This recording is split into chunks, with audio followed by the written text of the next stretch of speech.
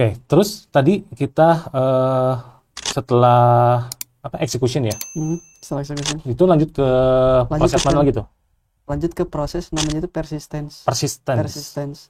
Nah, sebetulnya ininya sebelum kita ngobrol jauh gitu ya, ini penting buat teman-teman gitu ya di luar sana. Kalau misalkan pengen tahu antisipasi ketika dapat ransomware.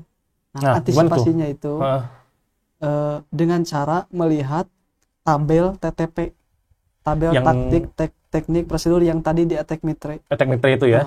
Kalau kita tahu prosedur dari ransomware kayak gimana, jadi kalau kita ingin melakukan pencegahan itu ya kita tahu caranya di mana gitu. Jadi nggak blank banget gitu. Setidaknya nggak blank gitu kan. Jadi kita tahu.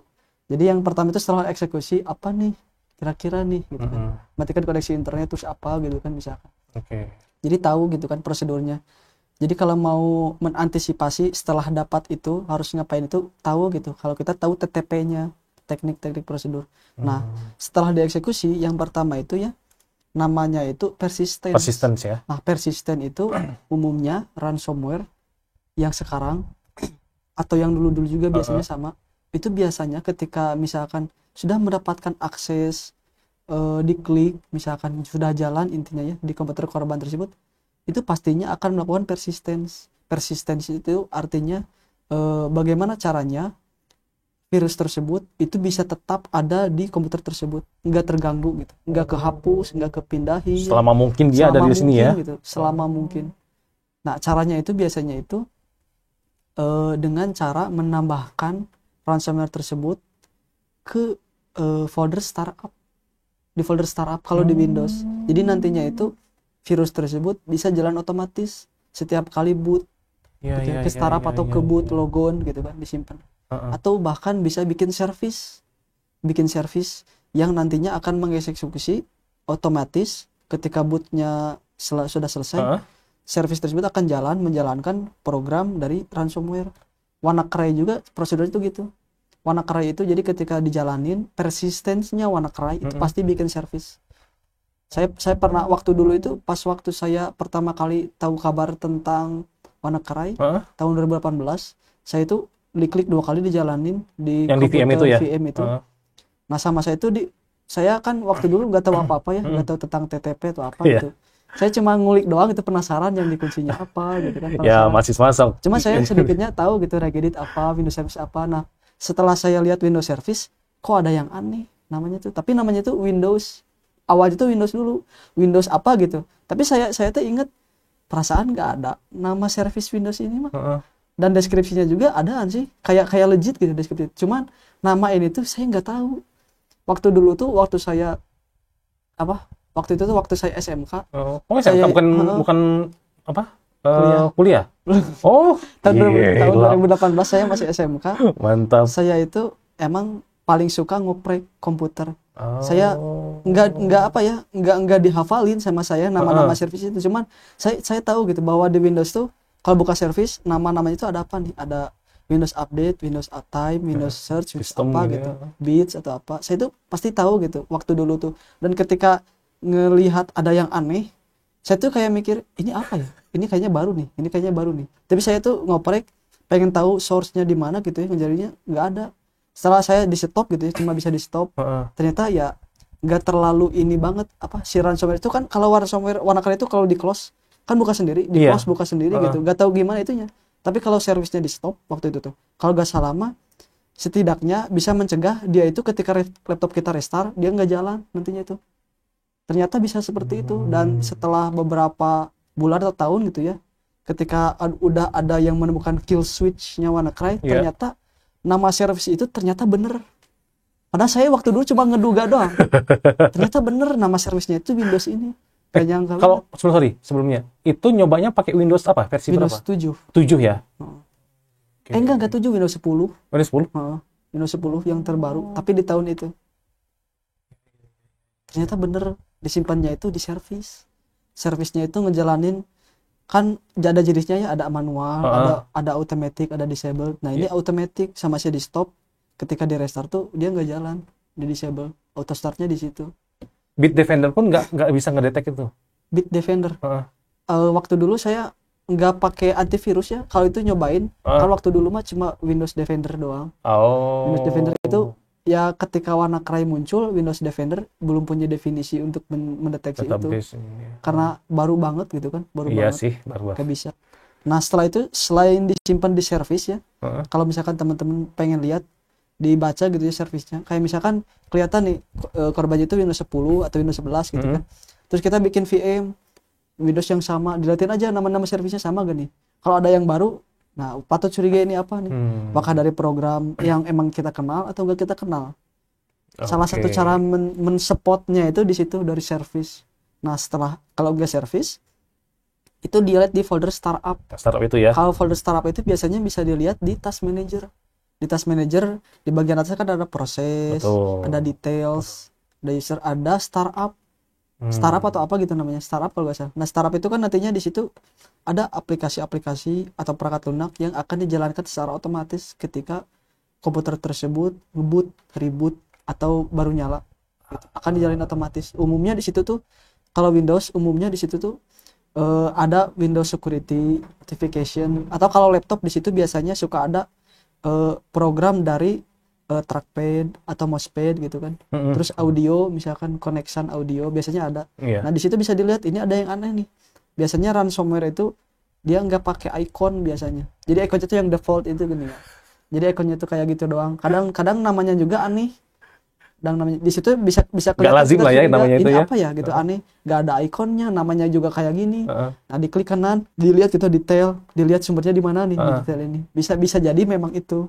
Iya. Nah setelah itu bisa juga dijalaninya tuh kalau nggak ada di situ, nah biasanya ada di schedule task. Di schedule task, cari aja di Windows namanya schedule task. Di bagian event bukan ya? Bukan, nggak ada, itu misah. Schedule task, ya? di schedule task itu nantinya ketika masuk ke dalam, masuk dulu ke salah satu sub menunya, klik aja ke dalam, nanti di situ suka ditulisin, didefinisikan program mana saja yang akan dijalankan terjadwal. Biasanya itu kalau Windows default yang dijalankan terjadwal itu biasanya update Microsoft Edge biasanya. Iya. Kalau ada browser, misalkan browser auto update kayak pakai Brave browser, itu biasanya ada automatic update. Kan automatic update itu kan kadang misalkan kita nggak tahu gimana tahu-tahu udah ke update aja. Itu karena pakai task scheduler. Mereka istilahnya kayak cron job lah. Nah gitu. Jadi task scheduler itu cron jobnya Windows. Gitu. Simpelnya gitu kayak cron jobnya Windows. Jadi kalau nggak sering disimpan di situ si ransomware bisa di situ juga. Nah jadi kalau misalkan teman-teman nyari gitu ya, yang pertama dicarinya itu di Windows Service, yang kedua di startup, yang ketiga di task scheduler. Task scheduler tadi itu ya, tiga itu ya. Tiga itu ketika sudah selesai dieksekusi pasti di persisten di salah satu itu, pasti ada lah gitu. Nah setelah kalau udah di persisten apalagi? Nah umumnya kalau misalkan udah ransomware dijalanin, disimpan di mana supaya gak bisa kehapus atau apa gitu. Nah biasanya itu mereka akan meningkatkan hak akses mereka, hak istimewa akses mereka atau privilege escalation ya. Privilege escalation. Jadi meningkatkan hak akses mereka yang asalnya itu dijalanin, tapi dijalanin itu enggak run as administrator, tapi diklik 2 kali biasa. Jadi yang ngejalaninnya kan by user itu kan. Nah berarti kan nantinya kalau misalkan si hacker itu pengen pengen kemana-mana gitu kan, pengen bisa mencuri data ini kan harus dinaikin dulu kan itunya. Nah setelah itu tuh biasanya dinaikin. Nah dinaikinnya itu menggunakan eksploitasi yang belum tentu terdeteksi sih. Kalau itu belum tentu terdeteksi, itu terjadi di latar belakang. Setelah dapat akses, setelah masuk ke situ, dia memanfaatkan misalkan Windows Service ada kerentanan apa gitu misalkan, atau ada sistem yang misconfiguration. Nah memanfaatkan itu celah dari situ, apakah bisa pakai ini aksesnya dinaikin, kerentannya itu di situ gitu. Pakai biasanya udah didefinisiin sebagai CVE berapa gitu sama si pembuat ini sama si pembuatnya. Jadi ditentuin dulu yang bisa privilege di Windows CVE apa aja nih, masing-masing itu pasti didefinisikan. Jadi buat ngecek kira-kira ada misconfiguration nggak, ada. Tapi di sini bukan nih, kalau di sini ternyata bisa dinaikin aksesnya nih jadi admin misalkan, atau lebih parah lagi sebagai sistem, malah lebih parah lagi kalau ada seseorang yang bisa nge-escalate privilege mereka atau nge-elevate privilege mereka, menaikkan hak istimewa. itu kalau udah dapat sistem bisa diobrak-abrik gitu Windowsnya itu atau komputernya itu, kalau pakai Windows konteksnya pakai Windows bisa diobrak-abrik. Karena kalau misalkan saya pakai administrator nih misalkan ngejalanin PowerShell di PowerShell itu, terus saya itu nge-disable salah satu fungsi yang ada di Windows Defender misalkan. Itu biasanya kadang error, kadang permission denied gitu, atau access is denied meskipun jalanin PowerShell pakai administrator. Tapi kalau kita pakai sistem semuanya bisa dilibat. Lancar semua. Lancar semuanya. Habis itu mah udah kalau udah pakai sistem, kalau udah dapat itu. Kalau Linux mah root ya berarti ya. Pakai root ya. Kayak misalkan klik 2 kali pakai Ubuntu, setelah di escalate privilege langsung pakai root gitu. Udah aja semuanya habis kan. Mau nge-delete folder apa juga kan kena kan kalau pakai root mah. Ya udah masuk sistem, dia punya kuasa berarti ya. Kuasa udah di atas gitu. Udah punya root aja, udah punya sistem udah. Setelah itu tuh biasanya mereka itu akan melakukan upaya defensif untuk diri mereka sendiri. Untuk itu beda ya kayak persistent ya berarti ya? Setelah ini cuma bisa didapatkan kalau memang privilege-nya udah naik. Jadi upaya untuk mendefensif dirinya sendiri itu cuma bisa didapatkan kalau hak istimewanya udah naik. Karena caranya itu emang hampir mustahil kalau pakai user biasa. Nah, cara defensifnya itu kayak gimana? Yaitu ya salah satu caranya dengan menonaktifkan Windows Defender misalkan. Kan menonaktifkan Windows Defender harus butuh admin. Betul. Nah, kalau pakai sistem atau pakai admin bisa di-disable. Misalkan di-disable-nya real time protection-nya di-disable. Atau misalkan ada firewall-nya dimatiin misalkan. Karena kitanya si ransomware itu udah jadi sistem atau udah jadi admin. Termasuk nge-disable task manager mungkin ya? Bisa juga. Biar nggak ketahuan kan dari task manager itu kan? Tapi saya kurang tahu ya kalau task manager bisa di-disable. Mungkin ada tapi kurang tahu. Nah, setelah itu biasanya kalau misalkan teman-teman gitu ya mendeteksi nih setelah ransomware dijalanin ternyata Windows Defender-nya real time-nya mati misalkan. Nah, berarti itu artinya ada kemungkinan bahwa dia tuh privilege-nya udah naik. Tapi itu kalau itu mah enak ya. Kalau menurut saya gitu ya enaknya kenapa? Karena kita tahu gitu, oh ternyata dia ngematiin Windows Defender. Setidaknya kita tahu gitu upaya mereka itu menonaktifkan Windows Defender. Tapi kalau yang nggak kelihatan itu tuh yang dimana orang awam kurang begitu tahu, itu kadang ransomware itu nggak melakukan sesuatu tapi nggak kelihatan kasat mata gitu. Ada gitu tapi kelihatan itu kalau kitanya teliti. Yaitu si ransomware-nya itu nggak akan mendisable firewall, nggak akan mendisable Windows Defender, atau nggak akan mendisable antivirus third party gitu, misalnya Avast, AVG, nggak akan disable, tapi dia dibikin whitelist, nggak akan kelihatan. Misalkan ini kok Avast-nya nyala, di Defender-nya nyala, tapi kok ketika ada proses-proses yang aneh gitu, ketika misalkan ini mah kayaknya udah nggak ada nih, misalnya udah lancar, ketika ngetik misalkan di Microsoft Word tiba-tiba keluar terminal itu dari siapa gitu kan antivirusnya nyala, kan Avast-nya nyala, pakai AVG juga nyala double gitu kan, malah 3 Avast, AVG, Windows Defender, tapi jalan aja gitu, gimana nggak kelihatan karena di whitelist. Kita cuma bisa lihat itu kalau kitanya ngoprek antivirusnya, lihat ada gak di whitelist. Jangan ransomware-nya itu di whitelist. Jadi kita mau kayak gimana pun install antivirus seberapa banyak pun ya kalau di whitelist mah percuma. Dia nggak ngedetek kan? Nggak akan ngedetek karena di whitelist. Masalahnya di situ. Jadi percuma mau ngapain juga. Nggak akan. Ini nyala nih. Setting aja di on semua gitu. Pakai Avast Pro misalnya di on semua. Udah percuma. Berbayar semua gitu ya. Di whitelist. Kalau di whitelist juga percuma, jalan aja terus ransomware juga karena di whitelist. Nah, itu yang harus telitinya tuh di situ kita. Jadi ketika udah dapet kelihatan gitu ya, udah jalanin, coba lihat takutnya di whitelist. Nah, kalau misalkan ada di whitelist, di situ juga pasti ditulis pathnya di mana, bakal ketahuan nantinya. Pathnya di sini. Bisa dihapus misalkan.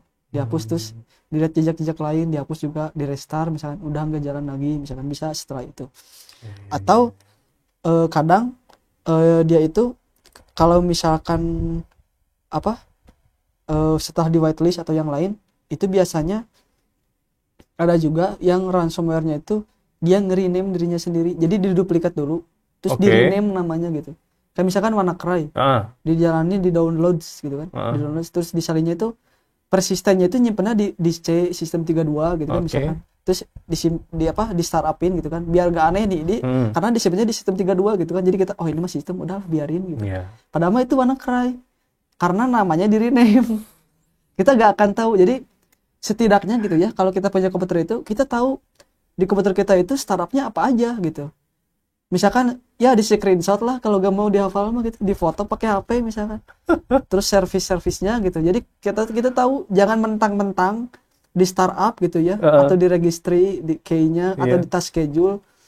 Nama itunya tuh nama depannya Windows gitu. Sama kayak WannaCry, nama depannya Windows, disimpannya di sistem 32 gitu kan. Tapi kita harus tahu ini tuh dibikinnya kapan ya? Sebelumnya ada ini enggak gitu. Karena ransomware itu biasanya merename dirinya sendiri. Jadi nantinya ketika kita ternyata ada di whitelistnya, andai kata misalkan ransomware kan karena pinter untuk mengelabui misalkan, di whitelistnya itu enggak 1, tapi ada 5 misalkan. Tapi dengan nama yang berbeda. Tapi ada 5 tuh dicampurin. Misalkan di whitelistnya itu C Windows System 32 Notepad misalkan. Terus Wordpad misalkan. Terus CMD kan ini mah kayak misalkan kita tuh mikir, ini mah nge-whitelist Notepad, CMD, task scheduler, terus task manager. Ada satu lagi nih yang nyempil nih, apa nih? Nah, siapa tahu bisa jadi itu tuh sebetulnya ransomware tapi di rename. Cuma dia nge-whitelist itu banyakan gitu. Supaya nantinya tuh udah diabain lah, ada ini mah di folder Windows semuanya juga. Jadi udah aja lah, abaikan aja gitu. Padahal itu tuh ransomware, cuma namanya di rename. Nah, jadi strategi kita tuh harus tahu gitu. Di folder startup kita tuh namanya apa aja. Ada misalkan ada Adobe Updater misalkan. Terus misalkan Microsoft RG Updater atau ada Microsoft Teams misalkan. Setidaknya kita tahu gitu. Iya. Supaya nantinya ketika meskipun ransomware-nya di rename dan lokasinya dipindahin, kita itu tahu ini tuh nggak ada gitu. Ini aneh nih, ini nggak ada nih. Jadi kita tahu gitu. Jadi kita bisa melakukan upaya pencegahan lagi kan jadinya tuh. Nah, setelah di defensif tadi, setelah defensif itu setelahnya yang lebih mengerikan lagi, yaitu mencuri kredensial. Nah, mencuri kredensial ini juga kalau memang udah dipersisten dan privilege-nya udah dinaikin. Nah, setelah itu baru mencuri kredensial. Mencuri kredensialnya itu kalau konteksnya di Windows, mencuri kredensial itu umumnya melakukan dump proses dari LSAS. LSAS itu Local Security Authority apa gitu namanya itu. Jadi LSAS itu yang bertanggung jawab untuk menjalankan kebijakan sistem Windows. Keamanan Windows, kebijakannya. Termasuk username-nya juga, password itu. Ada juga karena di LSAS itu yang melakukan validasi itu. Kayak misalkan Windows-nya itu dikunci layar. Terus mau masuk user kan harus masukin password atau PIN. Betul. Nah, yang memvalidasinya itu LSAS. Jadi secara tidak langsung LSAS itu pasti nyimpen data-data itu di memori dia. Itu bisa di-dump. Bisa di-dump. Tapi syaratnya itu harus authority-nya tinggi, misalkan Sistemnya tadi ya. Karena admin juga gak bisa. Saya pernah ngejalanin task manager, run as administrator. Terus ada lsas.exe, diklik kanan, dump. Gak bisa akses denied. Tapi kalau pakai sistem pasti bisa di-dump. Nah, kalau misalkan udah dapat akses authority yang tinggi, sistem, si ransomware itu biasanya melakukan dump LSAS. LSAS-nya itu di-dump. Nantinya itu bisa dilihat kredensial yang disimpan di situ. Tapi untuk Windows-nya, kalau konteksnya Windows, untuk Windows-nya, di situ tuh ada nama-nama user. Misalnya usernya ada apa aja, ada guest, ada publik, ada apa, ada passwordnya. Tapi passwordnya juga nggak ditulis plain text, passwordnya itu di encode ya. Tapi nama encodernya itu NTLM. Itu tuh encoder yang dimiliki Windows. Tapi NTLM itu dikit mungkin kalau sama MD5 panjangnya pendekan NTLM daripada MD5 kayaknya. Lebih pendek kalau NTLM. Dan nge-brute force-nya juga kayaknya nggak lama karena pendek. Karena pendek gitu NTLM itu. Karena itu produknya Windows-nya sendiri kan, NTLM itu kan. Encoder punya Windows yang bikin itu hash function kayak MD5, SHA atau apa gitu. Nah, itu LSAS itu di-dump dari memori gitu kan. Nah, setelah itu tuh bisa ransomware itu mencuri password yang disimpan di browser. I see.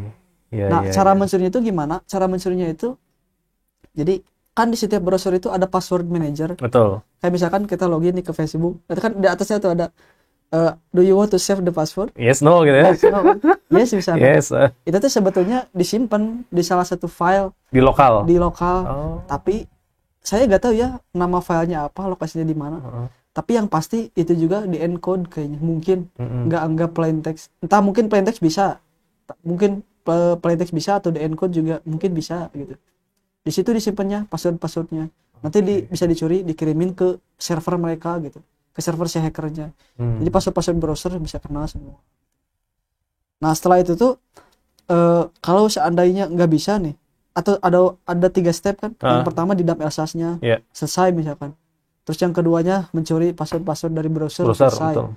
Nah setelah yang ketiga, misalkan salah satu di antaranya, atau yang pertama nih yang ngedump elsas nggak bisa, di brute force bisa, di brute force. Tapi brute force-nya ya sebagai sistem itu nanti ngejalanin program apa gitu ya, misalkan untuk mendeteksi password. Misalkan andai kata misalkan password Windows-nya itu udah ketemu karena udah di dump elsasnya, Yeah. disimpan misalkan ke JSON misalkan atau ke file text, terus di deskripsinya itu di situ juga gitu. Jadi langsung di komputer yang sama tinggal bikin aja word list, atau gak usah pakai word list, di looping aja, looping tiap karakter di komputer tersebut. Jadi nanti ketahuan bahwa user yang namanya ini administrator passwordnya ini gitu, karena di brute force di situ.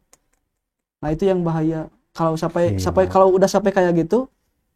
Itu langkah terakhir usaha kesuksesan ransomware.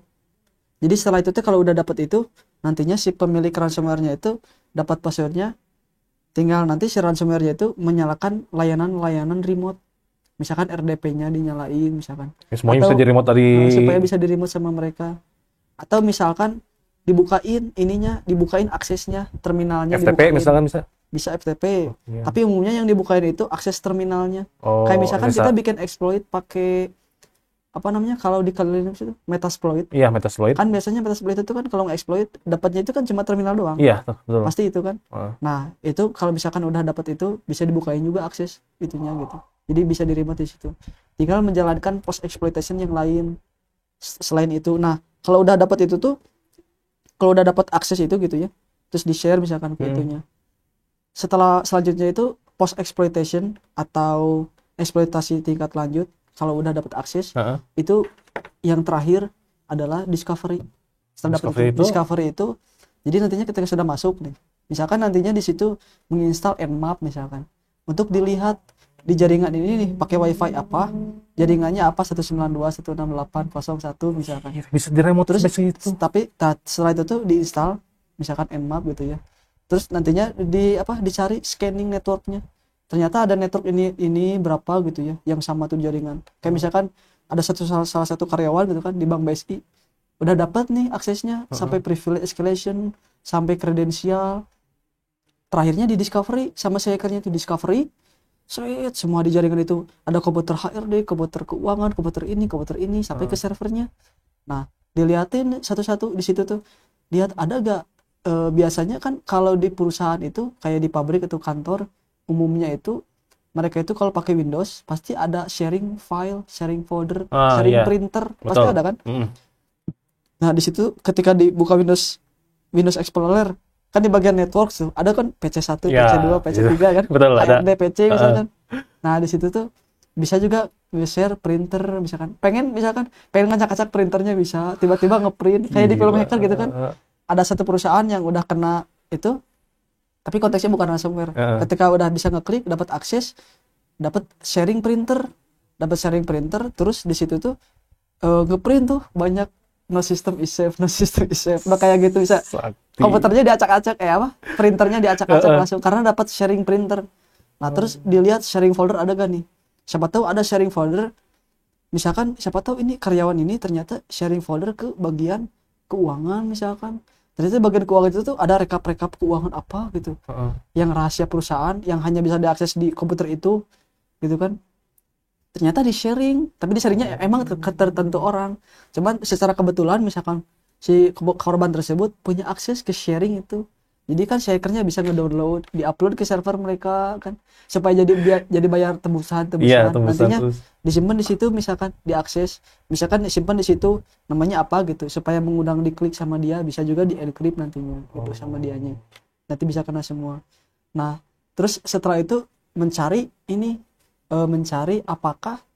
di apakah di komputer korban tersebut menyimpan data-data kredensial secara file misalkan. Ternyata di folder downloads atau di folder dokumen, terus nama folder apa gitu ya banyak, ternyata ada di situ ada password, ke akses ke server ini gitu kan. Kan biasanya kadang orang itu nyimpan password itu ke file teks kan, Biasanya notepad ya biasanya. kayak disimpan di dokumen gitu kan, atau di mana di picture, tapi ya bisa bisa kelihatan, bisa tahu gitu, dicari tahu gitu satu-satu. Ternyata ada yang unik nih, ternyata isinya itu password.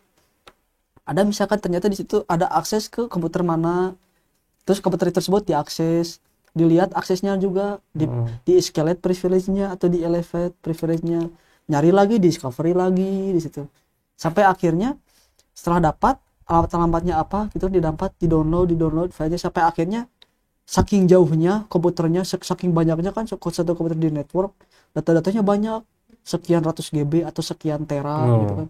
Sama beberapa server-server jadi kena, karena kita masuk ke situ ternyata ada kerentanan yang lain. Betul. Masuk ke sini jadi saking Ini banyak merembet terus kan berarti kan ya? merembet jadinya tuh terus, gara-gara dapat kredensial pertamanya.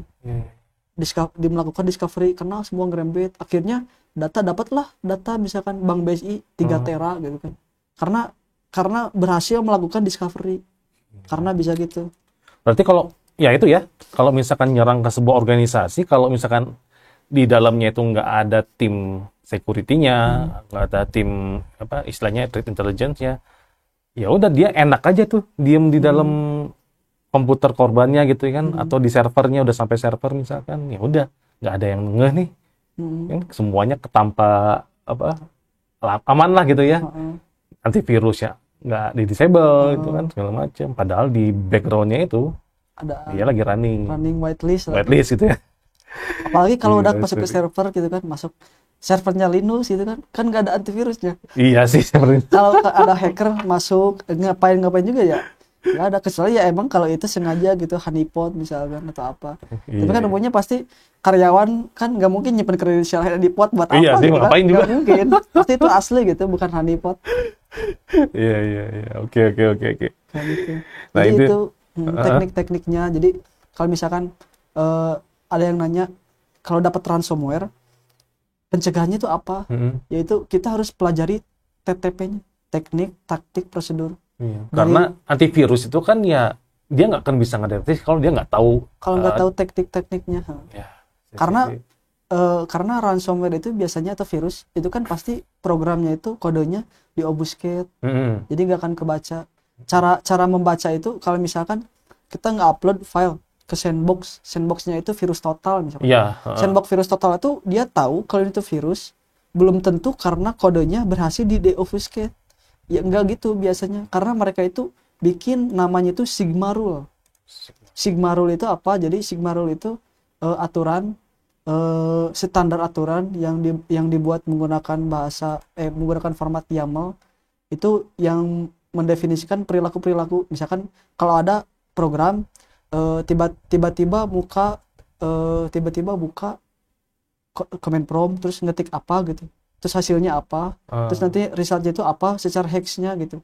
Nah, jadi perilakunya itu cara membaca perilaku untuk ngeflag ini tuh virus nih. Cara ngeflagnya itu dari perilaku. Jadi harus tahu tekniknya, harus tahu teknik, taktik, prosedur.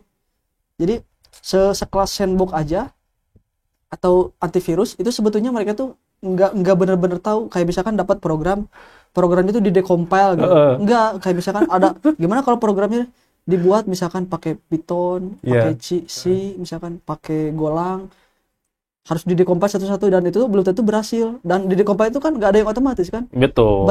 Apa namanya tuh? Apa debug? Reverse. Di reverse engineering kan nggak ngeliatin source code kan? Nggak mungkin kan?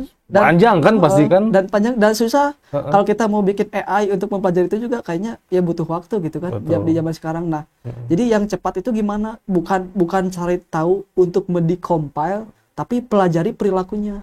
Oke, dengan Jadi- mengetahui perilakunya, paling tidak kita tahu nih, Heeh. gitu kan ya, apa yang harus kita lakukan Yang harus next-nya. kita lakukan selanjutnya apa gitu. Pasti tahu kalau kita tahu teknik, taktik, prosedurnya. Oke, sip. Wah, tuh, saya banyak belajar nih. Ternyata nggak sesimpel itu ya. Bayangan saya ransomware itu ya udah kena, dia nge-encrypt data, kemudian dikunci, selesai gitu. Ternyata perjalanan ransomware yang canggih tapi ya, yang canggih, yang benar-benar yang kekinian itu memang live flow-nya itu dia panjang banget ya. Karena semakin lama dia bisa stay di dalam server, di dalam komputer kita atau si korban, maka dia bisa melakukan sampai dengan tadi sistem tadi. Oke. Wah, teman-teman gimana nih? Menarik ya ngebahas tentang malware ini ya. Jadi kalau teman-teman yang penasaran tentang malware atau ransomware, ya tulis di kolom komentar aja ya. Nanti tinggal kita undang lagi Mas Erik untuk ngebedah macam-macam ransomware nantinya.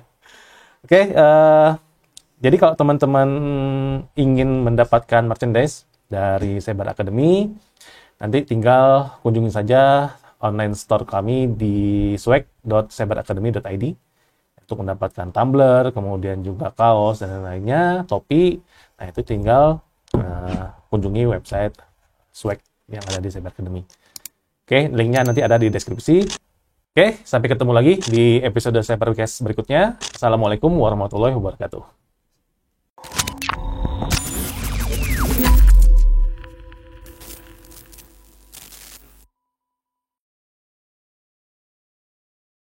Belajar cybersecurity hanya di Cyber Academy.